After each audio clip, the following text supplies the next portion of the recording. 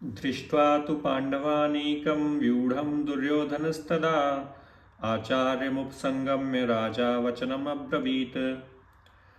संजय ने कहा, हे राजन, पांडुपुत्रों द्वारा सेना की व्यूह रचना देखकर राजा दुर्योधन अपने गुरु के पास गया और उसने ये शब्द कहे। इसका तात्पर्य यह है कि धृतराष्ट्र जन्म से अंधा था। दुर्भाग्यवश वह आध्यात्मिक दृष्टि से भी वंचित था।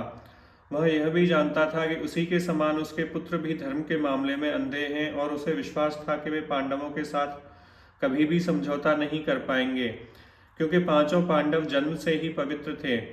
फिर भी उसे तीर्थ स्थान के प्रभाव के विषय में संदेह था। इसीलिए संजय युद्ध भूमि की स्थिति के विषय में उसके प्रश्न के मंतव्य को समझ गया। अतः वह निराश राजा को प्रोत्साहित करना चाह रहा था। उसने विश्वास दिलाया कि उसके पुत्र पवित्र स्थान के प्रभाव में आकर किसी प्रकार का समझौता करने नहीं जा रहे हैं। उसने राजा को बताया कि उसका पुत्र दुर्योधन पांडवों की सेना को देखकर तुरंत अपने सेनापति द्रोणाचार्य को वास्तविक स्थिति से अवगत कराने गया।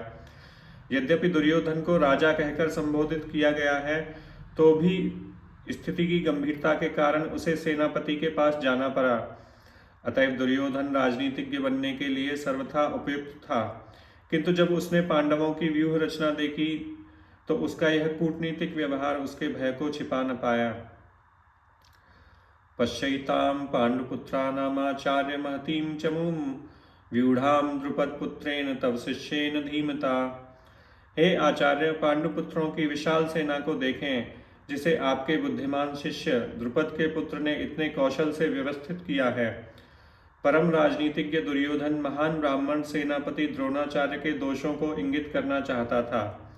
अर्जुन की पत्नी द्रौपदी के पिता राजा द्रुपद के साथ द्रोणाचार्य का कुछ राजनीतिक झगड़ा था। इस झगड़े के फलस्वरूप द्रुपद ने एक महान यज्ञ संपन्न किया, जिससे उसे एक ऐसा पुत्र प्राप्त होने का वरदान मिला जो द्रोणाचार्य का वध कर सके।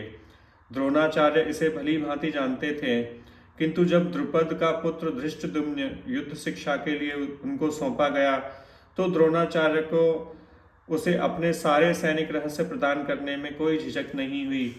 अब धृष्टद्युम्न कुरुक्षेत्र की युद्ध भूमि में पांडवों का पक्ष ले रहा था और उसने द्रोणाचार्य से जो कला सीखी थी, उसी के आधार पर उसने यह व्यूह रचना की थी।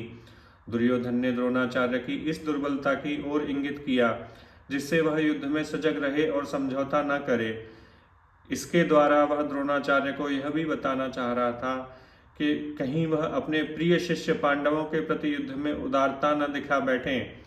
विशेष रूप से अर्जुन उनका अत्यंत प्रिय एवं तेजस्वी शिष्य था। दुर्योधन ने यह भी चेतावनी दी कि युद्ध में इस प्रकार की उदारता से हार भी हो सकती है।